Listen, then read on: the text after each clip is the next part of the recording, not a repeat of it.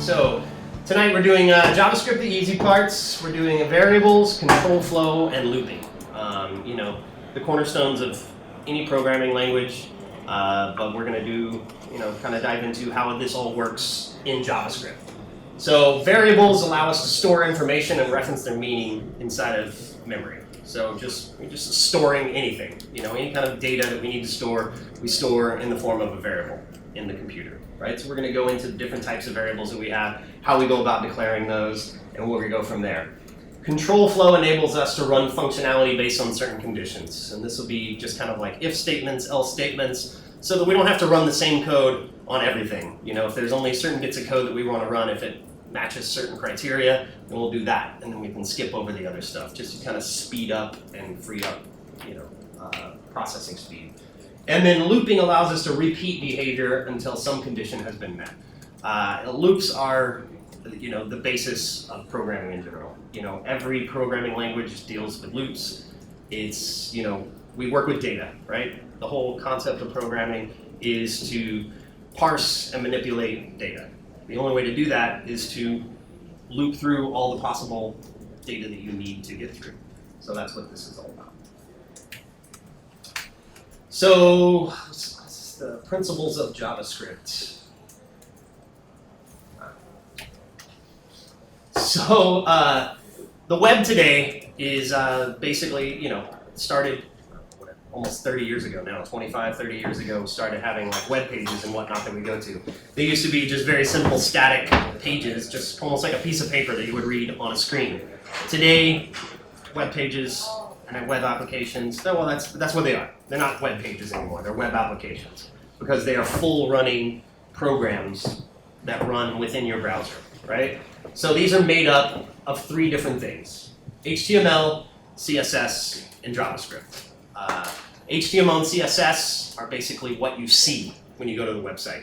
And if you think of it like I like to use the analogy of a car. Like HTML is the frame of your car. It's the body, basically the structure of how everything's put together. CSS is what color is the paint? What kind of rims do you have? What, all the different kind of like, how does it look? The bells and the whistles, if you will. And then JavaScript is the engine, the computer within it. So it's what makes it do all the things that it can do. It's what makes the car drive. It's what makes the radio turn on. It makes the windshield wipers go. And just the same thing with an application. HTML is the structure of your page. CSS decides what the colors are, how everything's kind of placed and where it's moved around on the page. And JavaScript is what makes it do all the things that it does. When you click on a button, it makes that button do something. If you're on like Facebook and you're doing something over here and there's things are moving around on the page, all of a sudden there's an alert over here. That's all JavaScript running in the background of your web page to basically, drive the application, right? So let's just get started. We're just going to kind of walk through basically how the JavaScript engine reads code as we go into this, right? So anybody want to volunteer and tell me what's happening on the first line of code here? We'll go one at a time. Remind me your name. Maria. Maria. So you're assigning a variable. Yep. And it is... It's called num and it equals 3. Or it is really... So absolutely. So we're declaring a variable num using the keyword var, and we're setting its value to the number 3, right? So as you'll see, there's a couple of different ways that we declare variables, and I'll go into more of them as we get through this. But that's not one. Yes. What's the next line? Let is also a variable name, and it's assigned to the string Codesmith. Codesmith. Awesome. All right. On the next line, remind me your name? Alfredo. Alfredo. We're declaring another variable named store of info, and it's an object. Okay. And inside of that, what do we have? We have two elements. The first one has the key name with the value will. The second one has the key name home with the value of an array. Okay. Awesome. And then next line. So you have another variable called randomness, and it looks like a nested array. with different values from numbers, strings, there's another nested array, and an object. Awesome. And then the last line. Yes. I think Great. it's another variable. Easy parts with awesome equal to true. Okay. And do you know what true is? Opposite false. It definitely is the opposite false thing. It's a Boolean? It's a Boolean value, yes. So basically we covered a lot of stuff here, but this covers the majority of the types of variables that you're going to deal with in JavaScript. So what do we have? We have a number on the first line.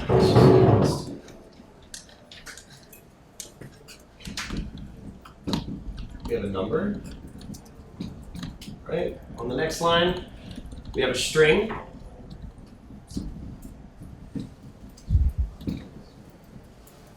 We have, what else do we have in here? We have an array. We have an object. And we have a Boolean value. So these are the main variable types that you're going to see in JavaScript. Some other languages have a couple of extra things that they use pretty regularly, but in JavaScript, pretty much everything you do is going to be based around these variables. Difference between let and var? I'm going to get to that just now. Yes. Okay. So there's three ways to declare a variable in JavaScript.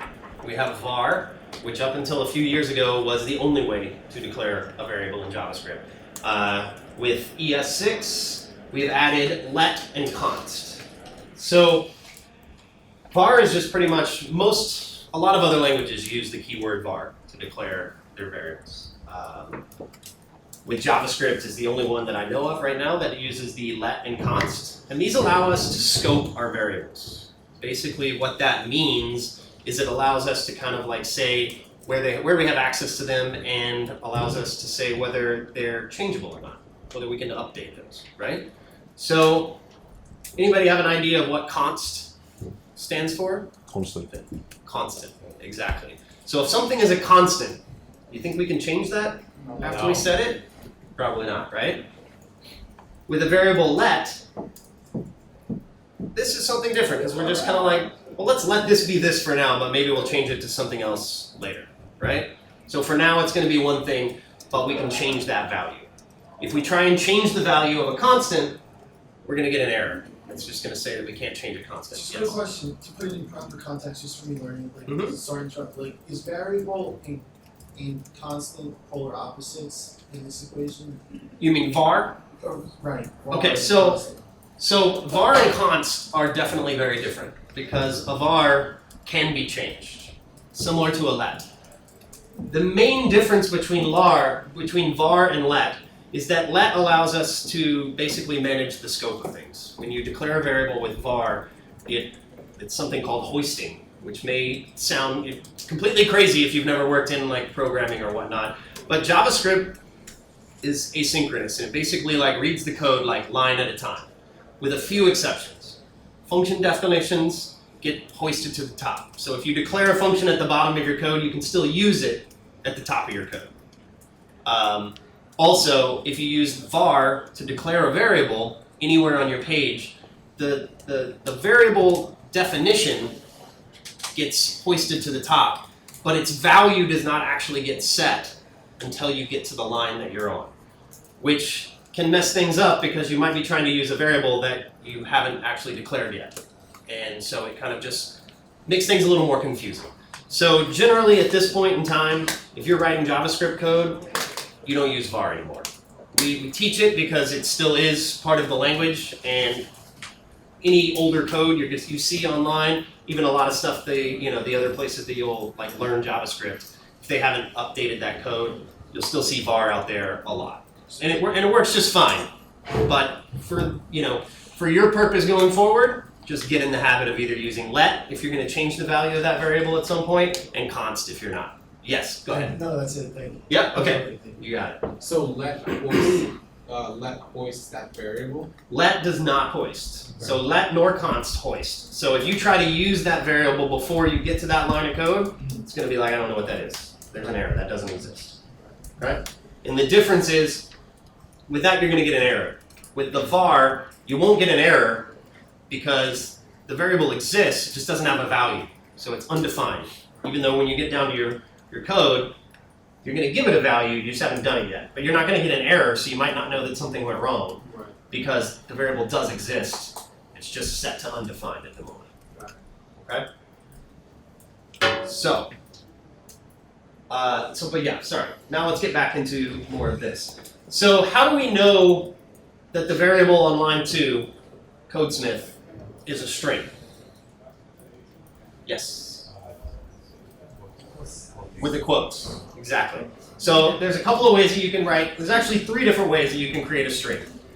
You have single quote, double quote, or you have the back tick, which is kind of the little backwards tick.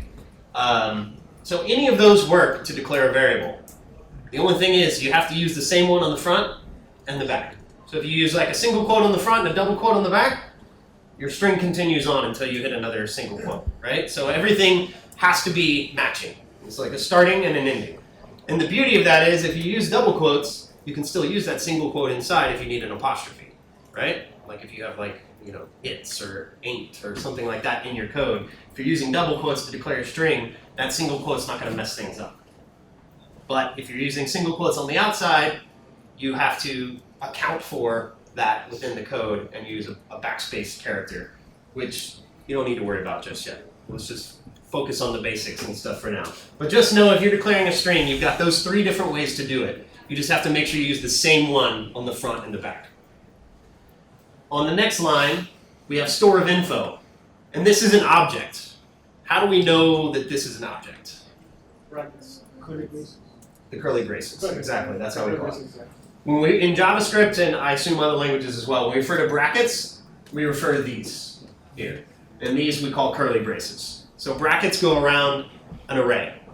Or if you're familiar with like Python, it'd be like a set, I believe, right? Or a tuple. A tuple, I think you put in parentheses, right? Like a list. List. There you go. Thank you. I don't know Python, but I read through it every now and then when I'm trying to figure out how to do something in JavaScript and I can't find JavaScript code. So an object is basically made up of key value pairs. So here in this object we have. I'm just going to walk over here. So we have name is our key and home is our key, and the value of those is will, and then the value of home is an array, right? So an array is another data type, as we've covered here. And we know that it's an array because it's in brackets. So array, or it's just like a list of items. So we have 2 strings in here, but as you'll see down on the next line, the random list, it doesn't have to be 2 strings. You can put any kind of data type in an array. So an array and object are considered composite variables, or composite data types, because they basically take all of our primitive data types, like number, string, boolean, and there's a few others. There's the null, undefined, as we talked about before, and ES6, there's also symbol, but I've literally never seen it used. It was pretty much quickly downgraded after it was released, so it's kind of one of those things that just never got around to going into production for the most part. So for the main part, just know that you have those primitive data types, and composite data types are basically made up of any combination of those primitive data types. Does that make sense? Questions on? So yeah, primitive data types, you have number, string, boolean, undefined, and null. And those are just, they're one thing. Like a string is a string, a number is a number. But an array and an object are basically built with any of those data types inside. So you can have an array, as you see here, we have an array with a number, a string, another array, and an object, all inside of one array.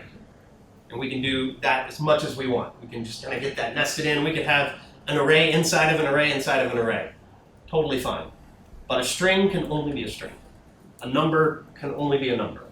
And you can't change like any middle piece of a string. Like with an array, I could come in here and I could change this array 3 to something else if I want to. But when it goes to a string, I can't just change that A. Like I have to reassign the whole value of the string, right? So I can't just be like, oh, take this string and in the third position change it to the letter B. It doesn't work that way. A string it's immutable, is the word that we use in JavaScript. The last data type that we have down at the bottom, true, is a Boolean value. So there's only two possible values of Boolean. One's true. What do you think the other one is? False. Exactly. So basically, we'll use that a lot tonight when we get into our control flow. We go back and forth when we're doing if-else statements. Basically, we use the true and false values all the time. When you instantiate a Boolean, is it always false to start? It's whatever you instantiate it to. So here we've instantiated to true. What's instantiated? Just setting the value to. Does that? Yeah, that's what I meant, but can you just say let easy parts is awesome without saying what it is? You can say let easy parts is awesome, but it's going to be set to undefined. Because you've declared the variable, but you haven't actually given it a value yet. It's not false. It's not false. Okay. Now, for now, let's just say, yeah, it's not false. It will evaluate to false if you test it, if this is false, but it's more of it's a much bigger topic. But in that case, it's not a Boolean value. A Boolean value is only two different things. You have true or false. That's it. There's no other Boolean value you can set to.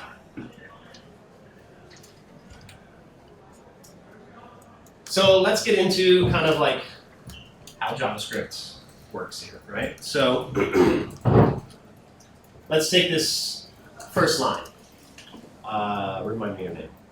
Alex? Alex, what are we doing on the first line of code here? You mean the grade? Yep.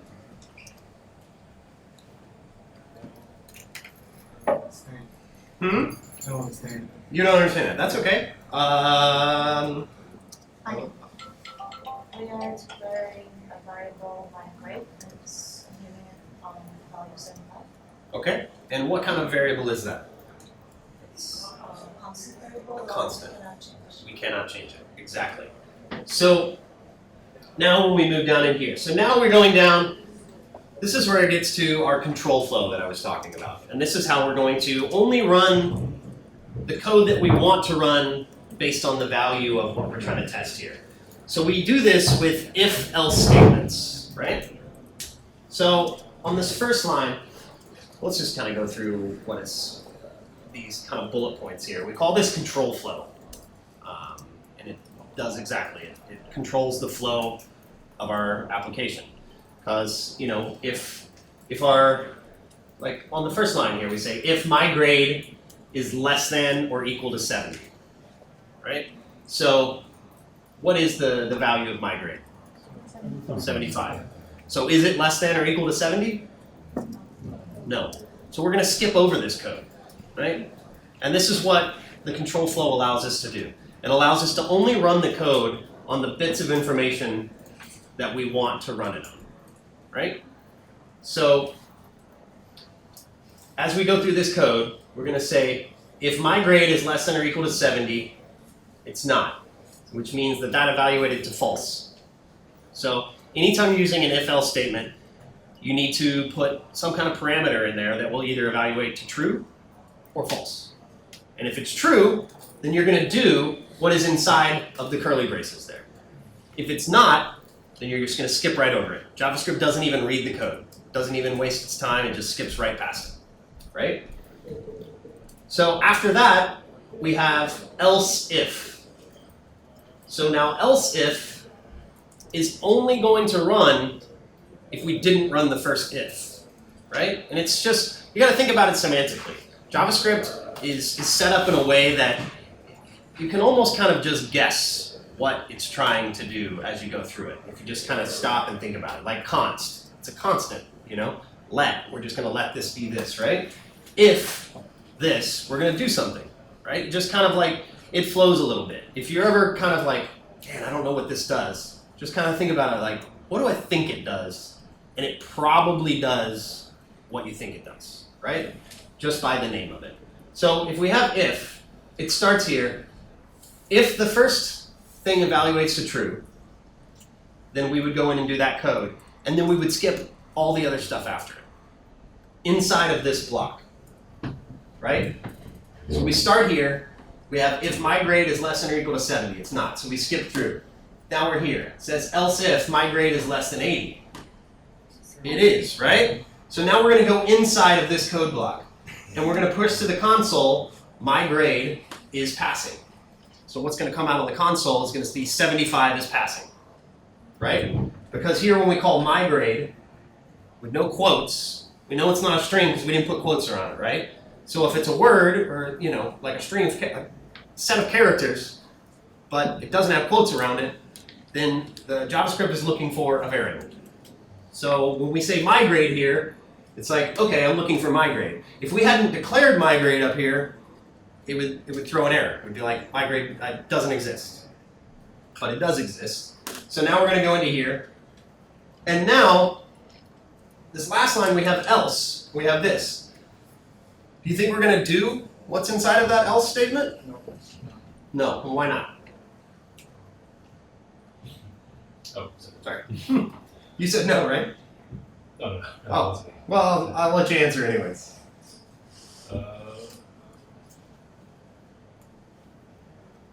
We're on the host statement, right? Yep, we're right here. So we've said that we're not going to run this code. But why aren't we going to run this code? Because the condition of the has already been fulfilled. Exactly. So if we use else, we're only going to go to else if we haven't already satisfied something in this chain, right?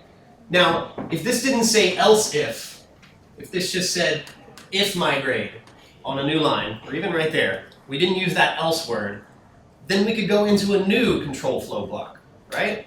So every time we use just if, we're starting a new control flow. But in this case, all of this code right here, from this if my grade is less than or equal to 70 to this curly brace when we close out, this is all one control flow. So we're only going to do one of these things. And as soon as we satisfy, as soon as we get a truthy value inside of one of these parentheses, we're going to do the code in those curly braces, and then we're going to move on. Now when we get down here to the bottom, we have another if. Are we going to test this to see, are we going to check this to see if it works? Yes.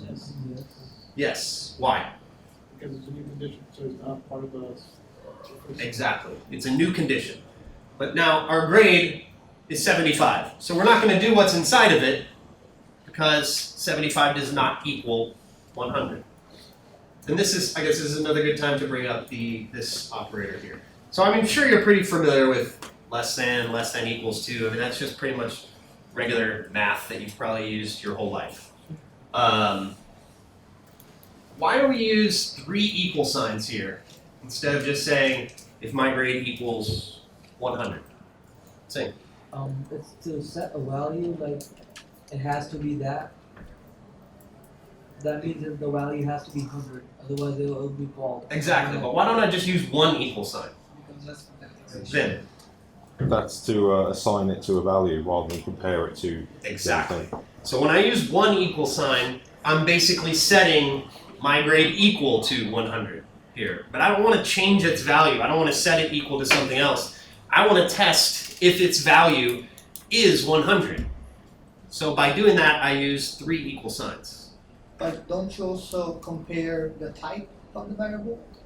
When you use 3 equal signs, yes, you do. Okay. So you can also use 2 equal signs, but this is the difference between it's something loosely equals or deeply equals. And you'll get into this kind of more as you go through. But if we talk about that, so let's just say you have the number 11 and a string that is 11, right? So with 3 equals, it's false. Yeah. If I take away one of these equals and I use 2, why is that going to be true? Who said true? Because it's looking at the actual value. So you have the number 11 and you have the string 11. Well, inside the string 11, the value of it is 11. So it's not deeply equal but loosely equal to it because it shares the same value. That is 100% right. So when you use that third equal, if you're looking for like absolute like equality, then that third equal, not only does it need to have the same value, but it needs to be the exact same value. So it's got to be the same type and the same value. So this is false. Adding that extra equal is true, right? I'm sorry. I did it backwards. Yes, sorry. Thank you. Yes, Madeline. If const migrate was at the very bottom of the page, would it still be able to run the first if statement because it's a global variable, but if it was let, it wouldn't because it was down below, and it's not. So const as well as let, they both are scoped variables.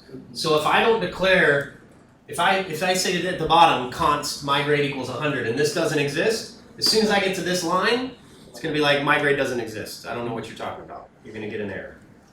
If you used var to declare it down here, then migrate would exist, but it would be undefined, so it still wouldn't be able to evaluate to any of these numbers.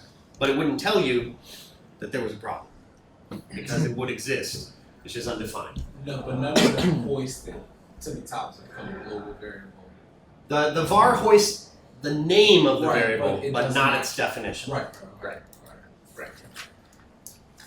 So how do we feel about just kind of, yes, I'm sorry. Well, this might just be for the ease of reading, but shouldn't those statements, is failing, is passing, is excellent, have a space in front of them next to the quotes? They absolutely should. I was just wondering if there's easier. Yes. So he has a very good point. In this, the way that this is written, unless we put a space in front of this, it's literally going to look like 75 is fail, right? Or passing. Yeah, fail. Well, whatever. But it will put the is there. So there's a couple of different ways that you can do that. You could say my grade plus a space plus is passing. Right? So we're just going to concatenate all these things together. We got the variable migrate, which is going to say 75. Then we want to put a space in here, and then we're going to put this string. But we can also just save ourselves a trouble and just say, put up just an empty space in there, and we say is passing. So that it prints it out in a more readable fashion. So down here, let's say we reassign the value of migrate to 100. Let's pretend that let's just pretend that we initialized it to 100 from the beginning, right? Because obviously we can't change it to 100 because it's a constant. Exactly. So if we were to change 75 to 100 right at the beginning, what all is going to get printed to my console? A perfect grade. Grade is excellent. Exactly. First you're going to get 100 is excellent, and then you're going to get a perfect grade. Because we have two control flows, and the 100 is going to satisfy both of them. Right?